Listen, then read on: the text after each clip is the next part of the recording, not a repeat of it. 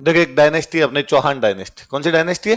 चौहान। सुनना इधर, अपने काम मैं पेपर ही आउट कर दूंगा आज, है ना, इसके अलावा कुछ ही नहीं आएगा। और अरे ताली नहीं बजानी, सच में ही सुनना आप। चौहानों के बारे में एक राइटर हुए हैं अपने चंद बरदाई। कौन राइटर हुए? चंद बरदाई। हम जानते हैं उनकी एक बुक है, उस बुक का नाम है पृथ्वीराज रासो। ये भी अपनी पढ़ी हुई है, पृथ्वीराज रासो। उस पृथ्वीराज रासो के अंदर वो कहते हैं कि किसी समय एक ऋषि हुआ करते वशिष्ठ। कौन ऋषि थे? वो आबू पर्वत पर यज्ञ कर रहे थे। कहां यज्ञ कर रहे थे? आबू पर्वत पर यज्ञ कर रहे थे। और कुछ राक्षस आते और उस यज्ञ में विघ्न डाल के चले जाते। कुछ राक्षस आते और उनको यज्ञ कंप्लीट करने नहीं देते। तो उन्होंने यज्ञ से 4 योद्धा उत्पन्न किए। कितने योद्धा उत्पन्न किए? 4 योद्धा उत्पन्न किए, जिनके नाम है चौहान, चालुक्य, परमार और प्रतिहार। कौन कौन है? चौहान, चालुक्य, परमार और प्रतिहार। तो 2 सवाल बनते हैं। एक सवाल तो यह बनता है कि कौन कौन से 4 राजवंश ऐसे हैं जिनकी उत्पत्ति यज्ञ की अग्नि से हुई थी या यज्ञ के अग्निकुंड से हुई थी? तो कौन कौन से? चौहान, चालुक्य, परमार और प्रतिहार। एक ये बनता है कि ऐसा हमें बताता कौन है? तो चंद बरदाई बताता है। चंद बरदाई अपनी कौन सी बुक में बताता है? पृथ्वीराज रासो। अच्छा, अब ये 4 राजवंश है, चौहान, चालुक्य, परमार और प्रतिहार। चारों ने ये कहानी अलग अलग तरीके से बताई। चौहान ये कहते हैं कि पहले 3 ही उत्पन्न हुए थे। पहले परमार आए थे, प्रतिहार आए थे और चालुक्य आए थे। 3 से पार नहीं पड़ी तब हम आए थे। तो ये भी क्वेश्चन है कि अग्निकुंड में सबसे अंत में कौन उत्पन्न हुए थे? तो अंत में कौन हुए थे? चौहान। कौन हुए थे? चौहान। तो याद रहेगा। कोई पूछे अग्निकुंड का सिद्धांत किसने दिया था? चंद बरदाई। कौन सी बुक में दिया था? पृथ्वीराज रासो। कितने राजवंश उत्पन्न हुए? 4। कौन कौन से? चौहान, चालुक्य, परमार और प्रतिहार। और ये 4 राजवंश उत्पन्न हुए। इनकी ये कौन से पर्वत पर यज्ञ हो रहा था? आबू। और इनमें सबसे अंत में कौन आए थे? चौहान। वो यज्ञ कर कौन रहे थे? वशिष्ठ। और यज्ञ के अग्निकुंड से हुए तो अग्निवंशी हो गए। तो कोई ये पूछ ले अग्निवंशी कौन कौन से, तो भी बता दोगे? चलो, एक अभिलेख है, उस अभिलेख का नाम है बिजोलिया। क्या नाम है अभिलेख का? बिजोलिया में एक अभिलेख मिला हमें 1170 ईस्वी का। कब का अभिलेख है? 1170 ईस्वी का। बिजोलिया में एक मंदिर है, उसके अंदर वो लगा हुआ, उस मंदिर का नाम है पार्श्वनाथ। कौन सा मंदिर है? पार्श्वनाथ टेम्पल है। पार्श्वनाथ मंदिर में एक अभिलेख लगा हुआ, उस अभिलेख का नाम क्या है? बिजोलिया। बिजोलिया अभिलेख हमें 3-4 बातें बताता है। बिजोलिया अभिलेख एक तो चौहानों के बारे में कहता है कि वो वत्स गोत्रीय ब्राह्मण है। कौन सी गोत्र के ब्राह्मण है? वत्स गोत्रीय ब्राह्मण। तो कोई आपसे सिंपल पूछेगा कि चौहानों को वत्स गोत्रीय ब्राह्मण कौन बताता है? बिजोलिया। कौन बताता है? बिजोलिया। यह अभिलेख ये बताता है कि चौहानों में एक राजा हुआ था वासुदेव। कौन हुआ था? वासुदेव। उसने एक झील बनाई थी, सांभर। कौन सी झील बनाई? यह अभिलेख ये बताता है कि चौहानों में एक राजा हुआ था विग्रहराज। कौन हुआ था? विग्रहराज 4th। और उसने दिल्ली जीत ली थी। क्या जीत ली थी? दिल्ली। यह अभिलेख ये बताता है कि यह अभिलेख जब लगाया गया तब चौहानों का राजा था सोमेश्वर। कौन था? और उसने जमीन दान में दी थी, गांव को जमीन दान में दी। ऐसी जमीन जो गांव को दान में दी जाती उसको बोलते डोली। क्या बोलते? 3-4 बातें। चौहानों को वत्स गोत्रीय ब्राह्मण कौन सा अभिलेख बताता है? बिजोलिया।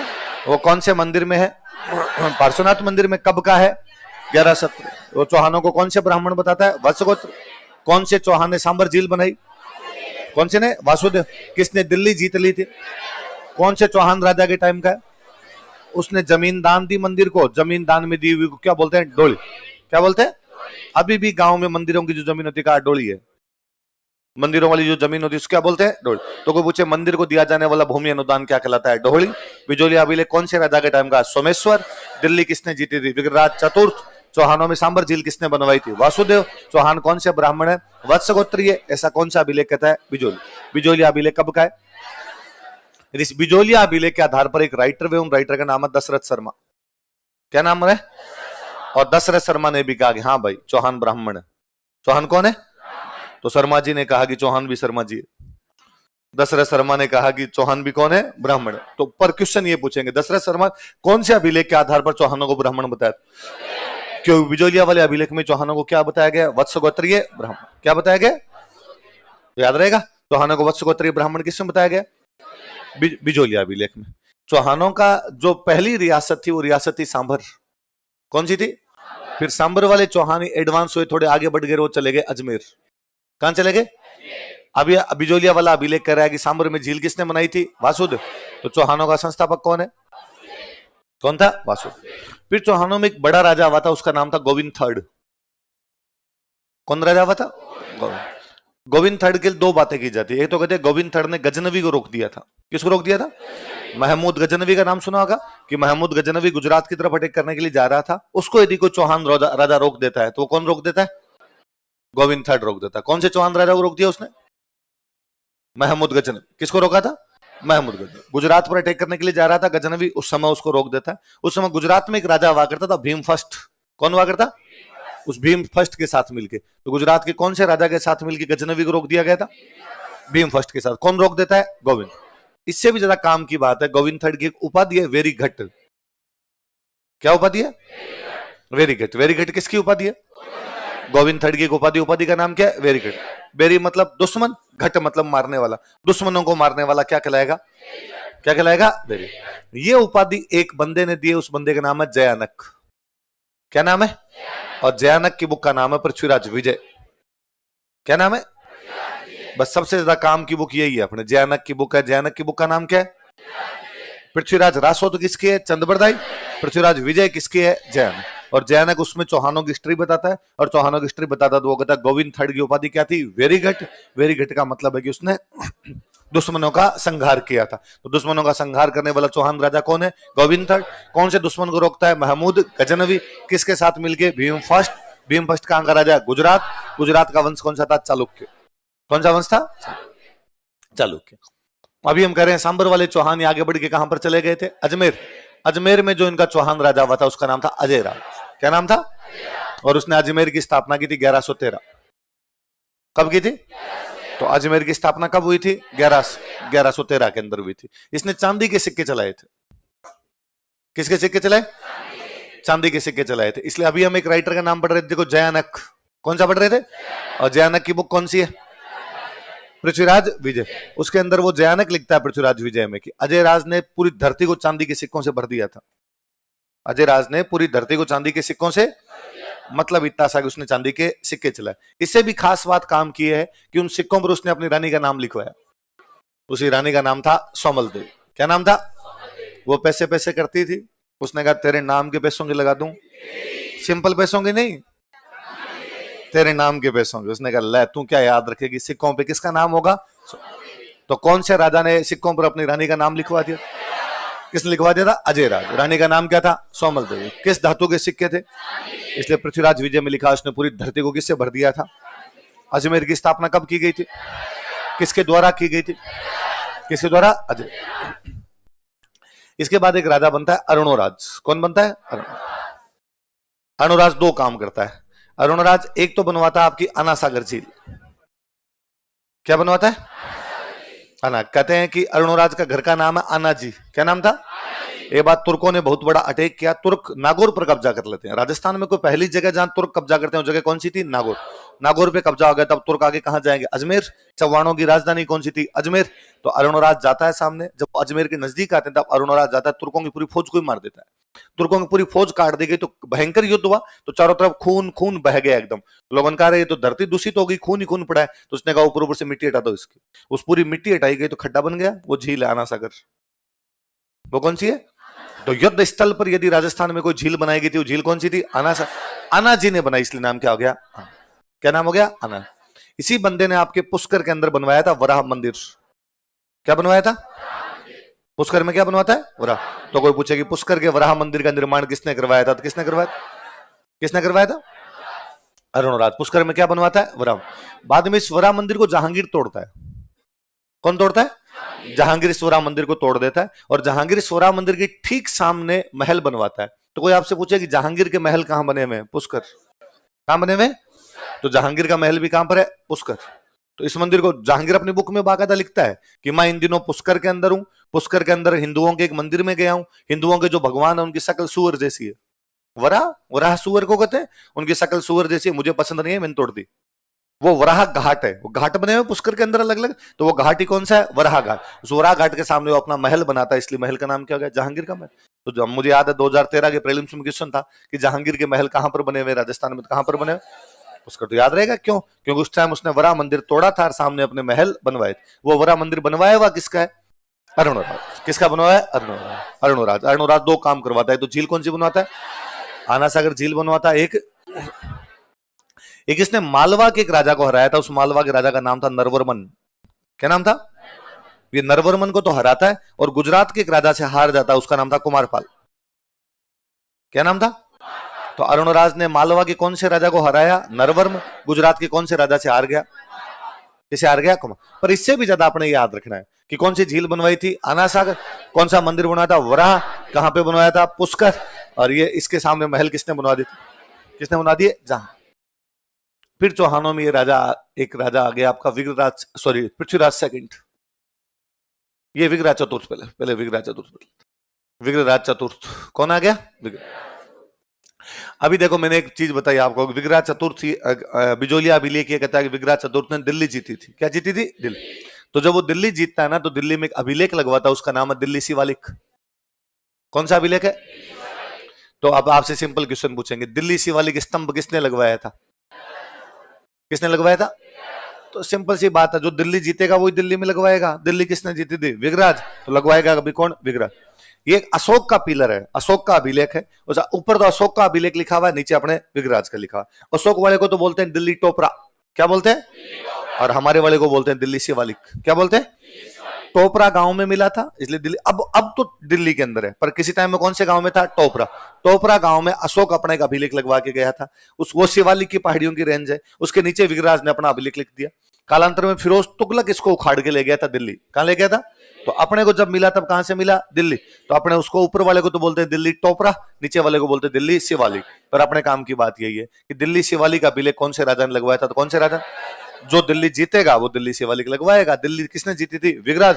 तो दिल्ली शिवालिक कौन लगवाएगा? विग्रराज।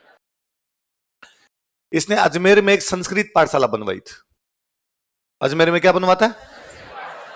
संस्कृत पाठशाला बनवाता है। कालांतर में आपका कुतुबुद्दीन ऐबक इसको तोड़ देता है, या मस्जिद बनाता है। उस मस्जिद को आप बोलते हो 2.5 दिन का झोंपड़ा। क्या बोलते हो? 2.5 दिन का झोंपड़ा। तो अब आपसे कोई सिंपल पूछ ले, 2.5 दिन का झोंपड़ा क्या है? मस्जिद। ये पहले क्या हुआ करती थी? संस्कृत पाठशाला। किसने बनवाई थी? विग्रराज। कौन तोड़ देता है बाद में? कुतुबुद्दीन ऐबक। कौन तोड़ देता है?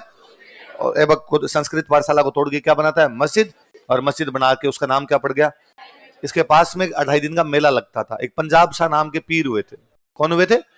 पीर पंजाब शाह हुए थे। उनका 2.5 दिन का मेला लगता, मेले को बोलते हैं उर्स। 2.5 दिन का उर्स लगता है, इसलिए नाम क्या पड़ गया? 2.5 दिन। पर अपने से सिंपल पूछेंगे, संस्कृत पाठशाला का निर्माण किसने करवाया? विग्रराज। तो ये आजकल क्या है आपके? 2.5 दिन का झोंपड़ा, जो क्या है वास्तव में? एक मस्जिद। बाकायदा अभिलेख लगा हुआ है। राजस्थान में फारसी भाषा का सबसे पुराना कोई अभिलेख मिला है तो 2.5 दिन के झोंपड़े का अभिलेख है, क्योंकि सबसे पुरानी बिल्डिंग यही है इधर अपने। भाई 1192 के अंदर तुर्कों ने कब्जा किया था, हाथों हाथ उन्होंने अजमेर की बिल्डिंग तोड़ी थी। तो यहाँ पे अभिलेख, उस अभिलेख में लिखा हुआ है कि संस्कृत पाठशाला को तोड़ने वाले कौन कौन थे। तोड़ने वालों के नाम लिखे उन्होंने।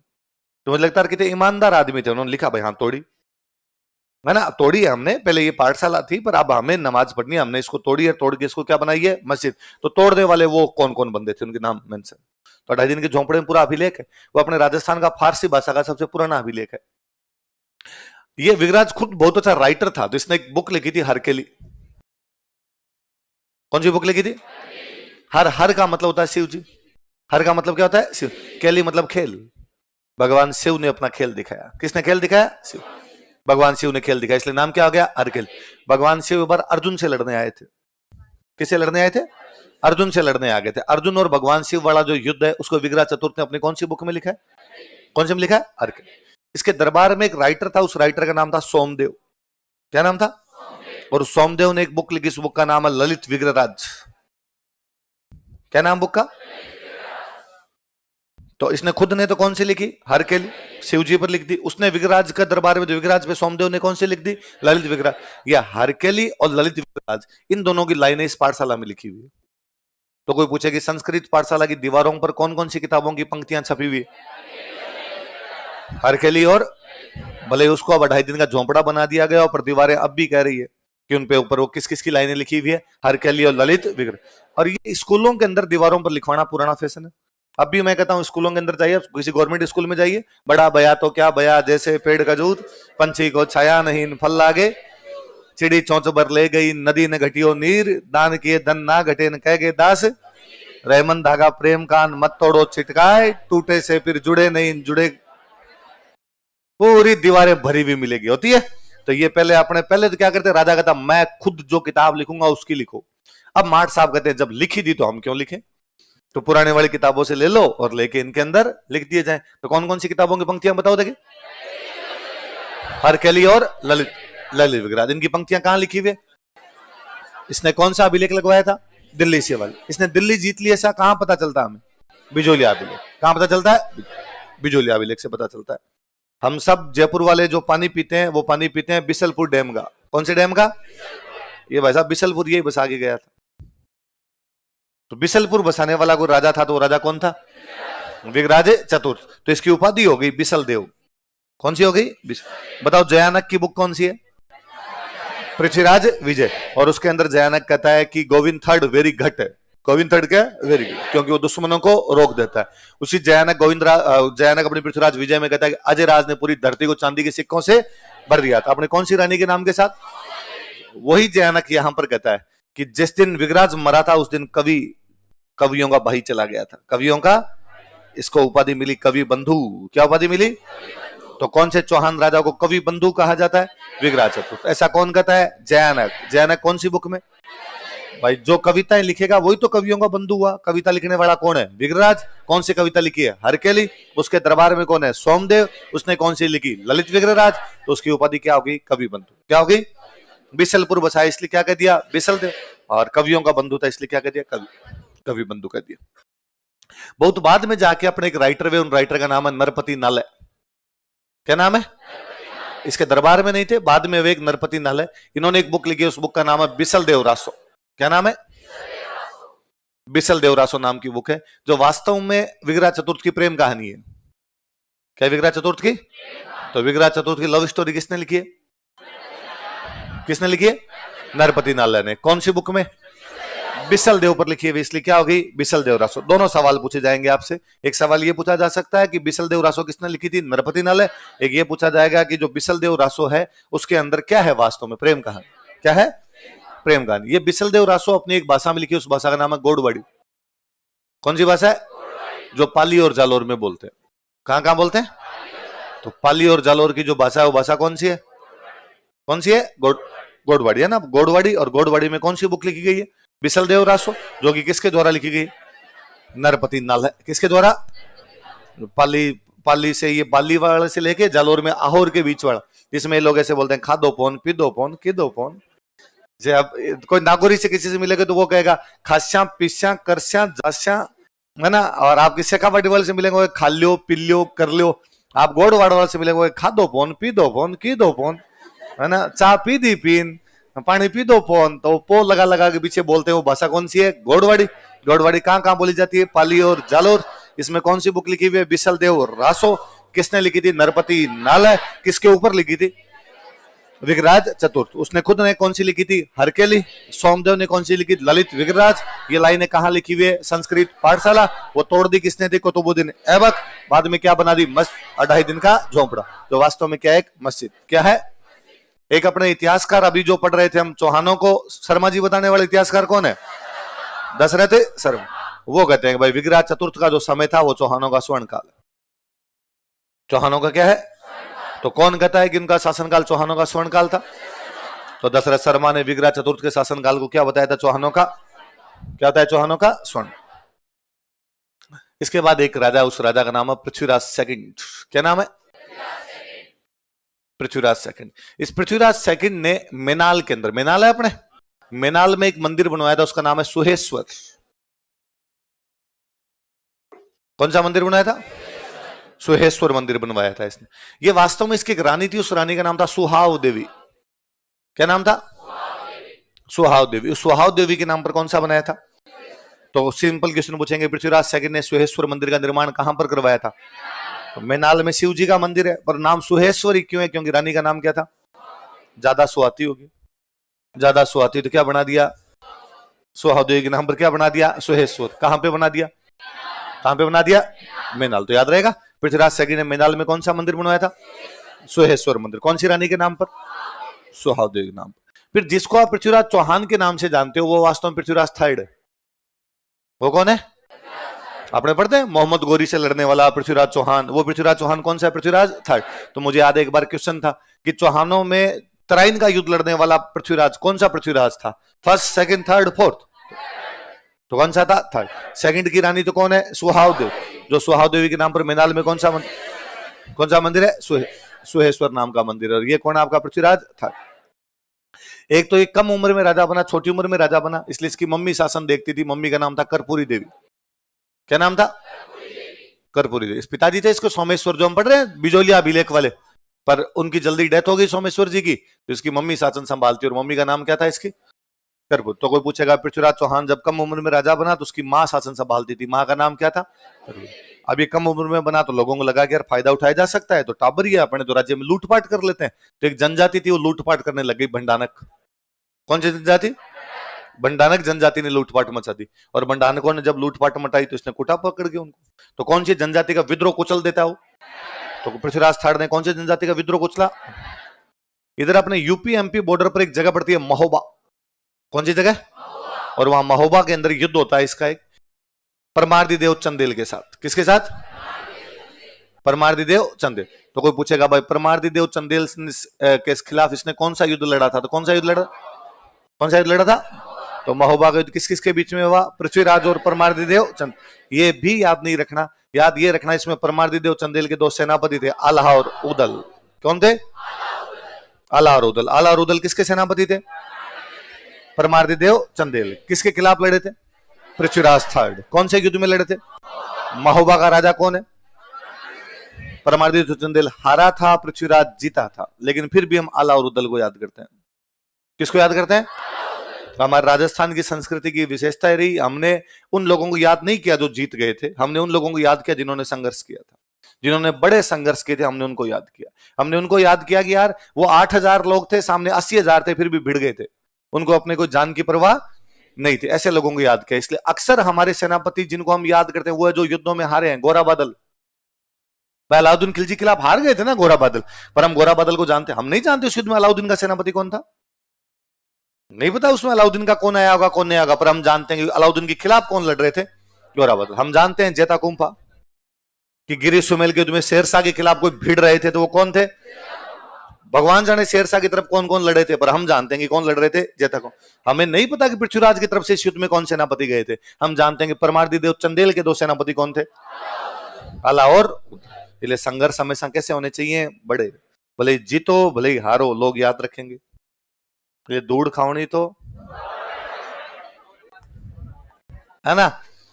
फिर मैं आपके आरएस के बेच वाले बच्चों को कहता हूं कि तुम्हें आईएएस का एग्जाम भी देना चाहिए। मैं नहीं सर, मैं कांच में दोनों टाइम मुंह देखता हूं मेरा।